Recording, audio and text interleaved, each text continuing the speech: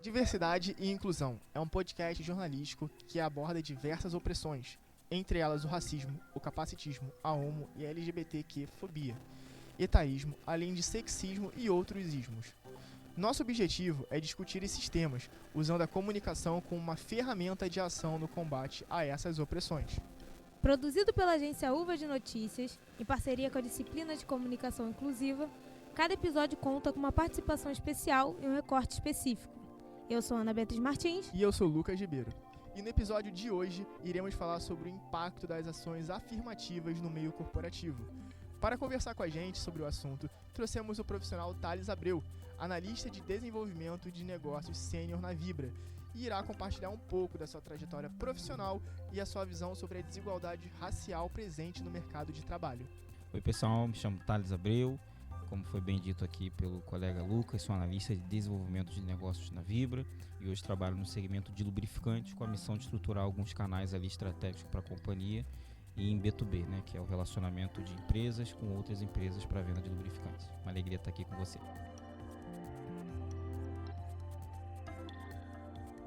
Bom, para iniciar nosso bate-papo, eu gostaria de contextualizar um pouco a pauta de hoje.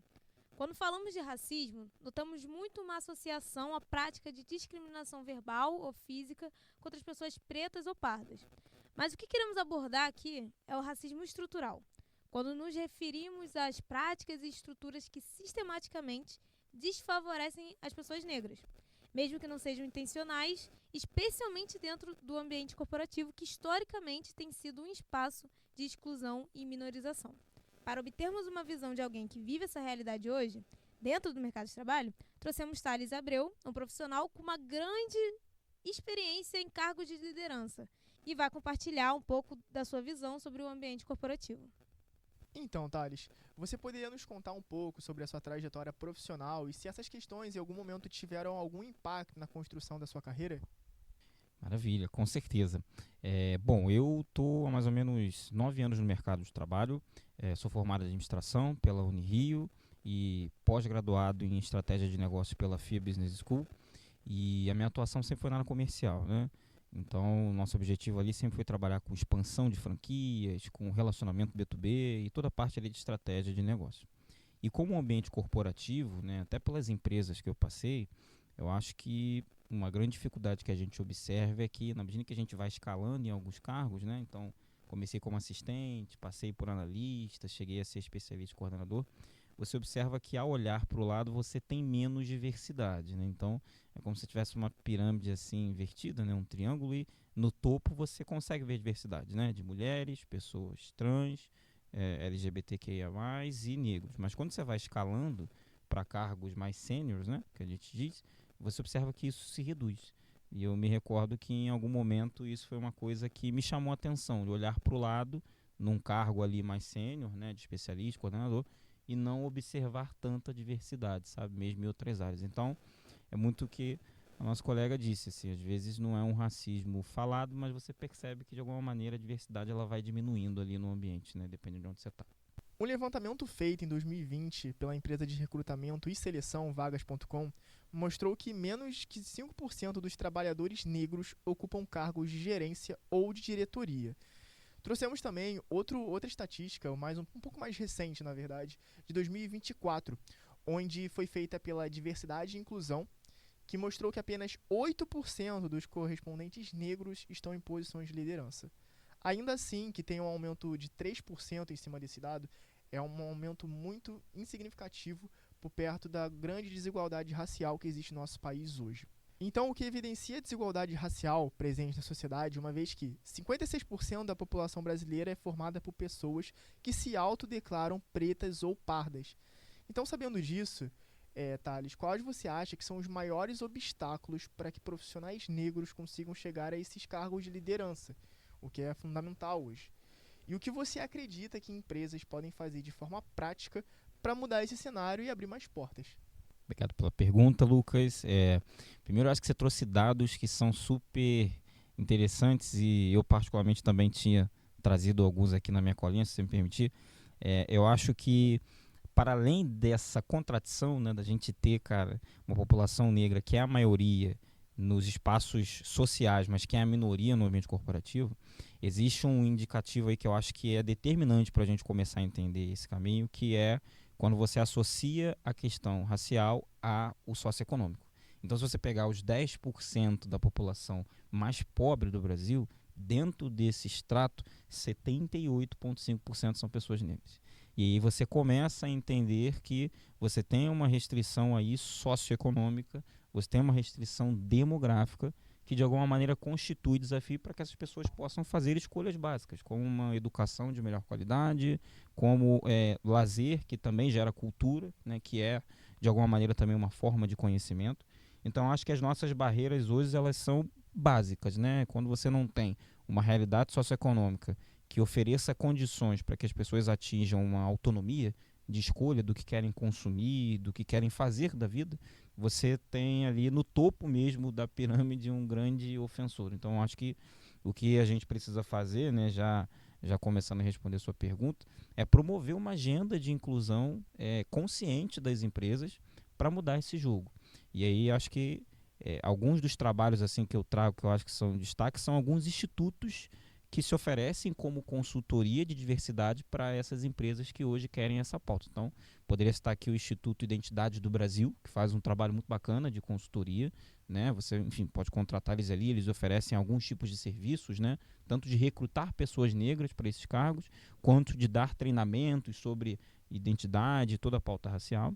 E o Empodera também, que é uma iniciativa bem legal, voltada mais para jovens, né? Então, pessoas que estão numa situação ali minoritária, né, de desigualdade social, mas que estão começando a sua carreira. E aí a Empodera faz todo um trabalho ali de treinamentos, cursos, e tem parcerias com grandes empresas também no mercado. Então, respondendo a vocês, né, Lucas e Bia, eu acho que a gente precisa que as empresas tenham conscientemente essa agenda de diversidade. Isso precisa ser meta na empresa, precisa ser um indicador na empresa.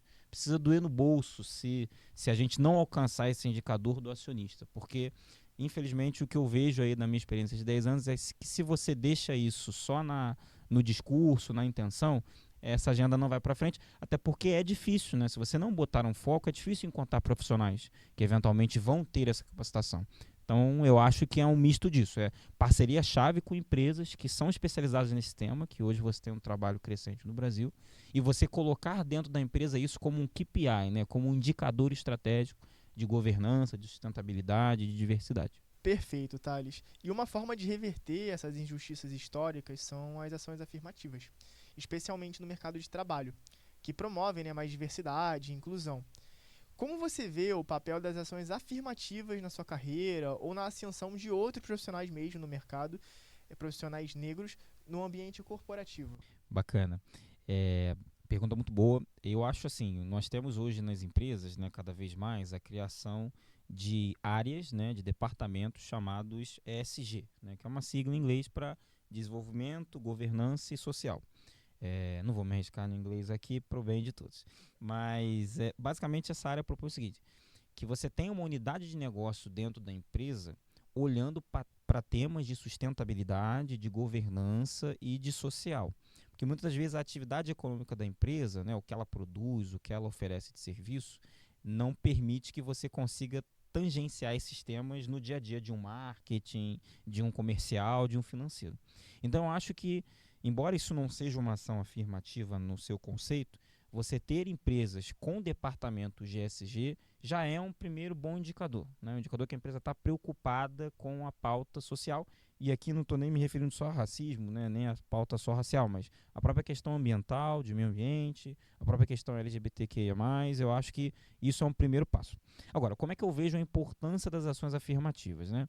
Eu vejo que é fundamental para que você gere ali aquele incômodo, né? Aquela necessidade de mudança, né? Então, até como a gente comentava aqui off nos bastidores, hoje você ainda tem um grande desafio das empresas fazerem o provimento de vagas destinado para pessoas negras e principalmente pessoas em situação até também de deficiência. Como é que eu acho que a gente supera isso? De novo, a gente precisa ter parceria.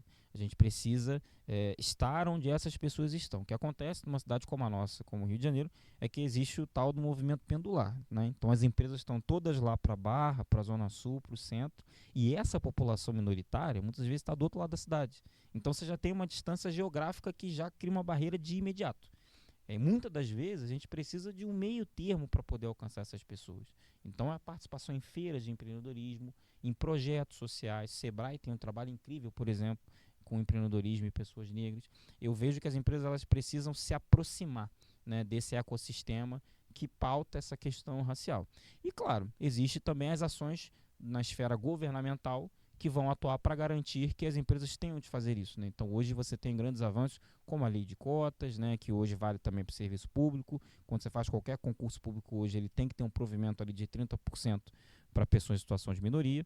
E nas empresas eu acho que, embora talvez você não evolua para criar mecanismos de fiscalização, um percentual específico, mas de novo, se a gente consegue garantir que toda empresa tem lá o seu departamentozinho de ESG, para olhar essa pauta, eu acho que já é um bom começo. E de preferência, que seja uma pessoa negra nesse departamento liderando, né?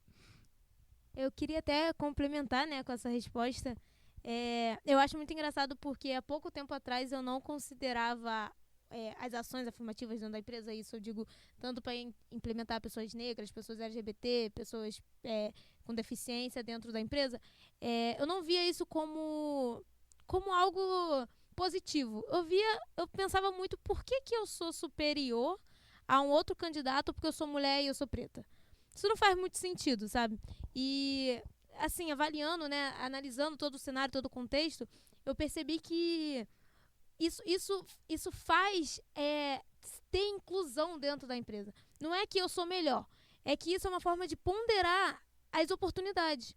E isso é muito bizarro quando você analisa, porque eu como uma mulher preta, eu nunca parei para pensar nisso, então eu imagino que pessoas que têm o seu privilégio também não reconheçam o poder das ações afirmativas, né, dentro das empresas. Quando você reconhece que as pessoas não têm as mesmas oportunidades, e assim as ações afirmativas dentro da empresa é uma forma de ajudar nesse cenário, quando você entende esses privilégios, você começa a dar oportunidades e trazer novas experiências para as pessoas que, infelizmente, não tá nesse balanceamento, né? Então, as ações afirmativas é uma consequência de quando você reconhece os privilégios de pessoas que, querendo ou não são maioria. Por exemplo, o homem branco não é maioria, mas ele é uma pessoa que tem oportunidades maiores. Então, eu acredito que a ação afirmativa é um passo, é um começo para um mercado de trabalho mais igualitário e justo, né? E esse comentário, Bia, que você fez foi muito bem feito, porque assim, como a gente trouxe aqui no nosso podcast, 56% da população brasileira é formada por pessoas que se autodeclaram pretas ou pardas. Então assim, a minoria são pessoas brancas. E, infelizmente, existe realmente essa desigualdade racial hoje no mercado, onde o Thales, enfim, já tem uma experiência, uma bagagem muito grande que está trazendo pra gente. Então assim, o que a Bia falou, entender os seus privilégios, o que você, enfim, querendo ou não, tem pessoas que passam você numa vaga por conta disso. Então, entender que você tem realmente um privilégio e buscar realmente. Uma pessoa vai aumentando, cada uma tentando lutar para uma maior inclusão, entendeu? Então, assim, tanto em questão de inclusão no mercado de trabalho, como até, às vezes, algumas gírias que a gente fala mesmo, que às vezes tem um tipo de racismo estrutural que existe, que a gente até não percebe no nosso dia a dia, e que a gente tem que tomar esse cuidado, esse zelo, para realmente romper essa estrutura, uma coisa que está bem enraizada na nossa sociedade. Então, continuando aqui, Thales, para fechar, quais desafios você enxerga atualmente na implementação de políticas de inclusão no mercado de trabalho? E que mensagem também, já aproveitando, você gostaria de deixar para as empresas que estão reconhecendo esse cenário e iniciando esse processo? Legal. Bom, eu acho que um dos principais desafios é, de alguma maneira, as empresas colocarem o tema da diversidade dentro da estratégia, né? Então, muitas vezes, quando você vai falar de objetivos para o ano de uma empresa, você fala de novas lojas, você fala de mais faturamento, você eventualmente fala até de novos negócios, mas dificilmente você ainda vê, ou pelo menos por enquanto, indicadores falando sobre aumento de diversidade, de inclusão e de ações afirmativas. Então, eu acho que se a gente consegue criar uma cultura onde as empresas enxergam como positiva essa agenda de diversidade e incluem ela na estratégia empresarial, a gente já sai de um horizonte aí de inércia. Uma outra coisa que eu acho que é importante, Lucas e Bia, é que a gente entenda que uma andorinha só, ao mesmo tempo faz e não faz verão. Então a gente precisa de um ecossistema de empresas, governo, terceiro setor, né, que são as ONGs, né, inclusive essas que eu citei que fazem esse trabalho de diversidade, elas se enxerguem como um organismo, né, que trabalham por uma causa única, que é essa de diversidade. O que eu percebo é que ainda existe muita desconexão, né? Então você tem às vezes uma empresa fazendo um trabalho muito bacana, né, de trazer diversidade, mas isso não se conecta com outras empresas do segmento, eventualmente com concorrentes, com o governo, e eu acho que a gente precisa conseguir realmente criar isso. Então eu acho que esse é o primeiro desafio. O segundo, e para mim isso é chave, é um valor que eu trago na minha carreira, é educação. Né? Sem o acesso à educação, essa discussão ela praticamente não sai do papel. Quando a gente olha até alguns dados aqui complementando o que vocês falaram, né? Hoje o Brasil tem mais ou menos 100 milhões de ocupados, né? Pessoas que trabalham, sejam CLT, sejam não CLTs. Desses 100 milhões, 53,3 são pessoas negras. Ou seja, os demais 47 são pessoas não negras. Mas quando você vai olhar, por exemplo, alguns indicadores como renda, a renda média das pessoas ocupadas negras é em torno de R$ 2.100. Das pessoas não negras, chega a 3.000. Então a gente já tem a distância de R$ 1.000 na largada. Quando você vai olhar nos cargos de direção e gerência, de chefia, né, um homem branco tem 3 a 4 vezes mais taxa de ocupação desses cargos do que um homem negro. Entre mulheres, a proporção é de 2 a 3 vezes mais. Então, quer dizer, como é que a gente consegue reduzir esse gap? Para mim, é educação, é entrar com cultura, é a gente ter realmente essa parte socioeconômica sendo provida. Porque, às vezes, pessoal, não adianta a gente dar o diploma. A gente precisa fazer com que essa pessoa tenha acesso à informação. Como é que ela chega? Como é que ela participa de um processo seletivo? Como é que ela habita nesse ambiente? E aí outra, uma vez que ela esteja lá dentro, como é que a gente garante que ela pode conviver também com as outras pessoas não negras? Partilhar da mesma cultura, ir nos mesmos lugares no final de semana, ter o mesmo acesso. Porque, né, eventualmente, assim, beleza, a gente colocou a pessoa lá dentro, mas e aí? Tá sendo bacana, cara? Tá fluindo? Ou lá dentro acaba também sendo um espaço de discriminação? Então, acho que esses são os desafios, eu acho que a gente resolve isso com essa sinergia aí entre essas instituições. E aí, para finalizar, você me perguntou sobre uma mensagem final. Cara, assim, eu acho que pegando a minha trajetória, uma coisa que meu pai me ensinou é que a gente precisa, como pessoa negra, né, nesse meu lugar de fala, estudar. E, eventualmente, estar preparado para fazer o dobro do esforço. Porque talvez para a gente ser ouvido demore o dobro de tempo. E aí tem um dado para finalizar do Instituto Identidade do Brasil que eu acho que cristaliza isso, né? De acordo com as métricas lá que eles usam, para que a gente alcance a paridade, né, de empregabilidade no Brasil entre pessoas negras e não negras, a gente demoraria 167 anos. Então, quer dizer, só em 2190, se uma empresa tiver 100 pessoas, eu vou com certeza conseguir garantir estatisticamente que ela tem 50 pessoas negras ou indígenas, pardas, e 50 brancas.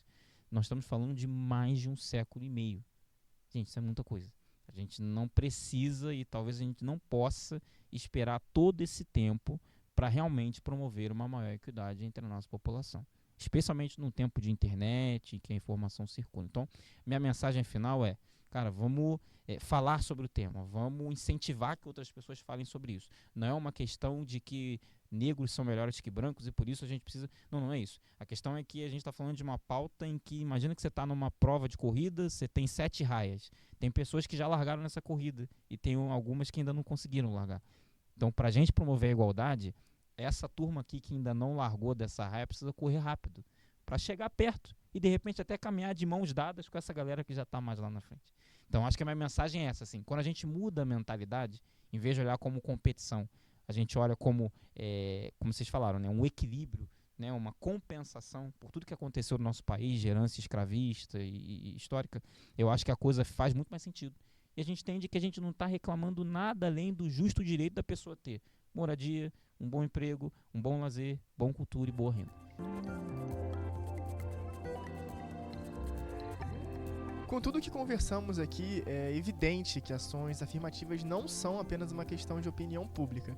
Elas servem para equilibrar as oportunidades.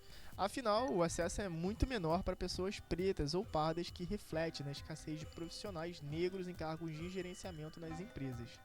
Não estamos dizendo que as empresas são declaradamente racistas, mas em sua maioria as instituições não se preocupam em criar condições que facilitem a entrada dessas pessoas no mercado de trabalho. Quando alguém diz, porque pessoas são pessoas, não existem diferenciações, é importante lembrar que as lutas são diferentes. Precisamos reconhecer essa realidade para realmente dar início a um processo de igualdade no meio social. Ao final do dia, a inclusão deve ser vista como um passo para que todos tenham a mesma oportunidade de crescimento e desenvolvimento profissional. É uma mudança necessária e urgente para construirmos um ambiente de trabalho mais justo e igualitário. Uma última mensagem que deixamos aqui no nosso podcast é: se você trabalha em uma empresa, que tal refletir sobre como a sua organização pode ser mais inclusiva? E lembre-se, ações afirmativas são sim um passo muito importante nessa jornada. Muito obrigado por terem ouvido até aqui. A produção, reportagem e apresentação deste episódio foi realizada por Beatriz Martins e Lucas Ribeiro. A edição de som é de Lucas Ribeiro. A editora-chefe da agência UVA e professora da disciplina é Daniela Oliveira, e a coordenação de jornalismo é de Altair de Rossi.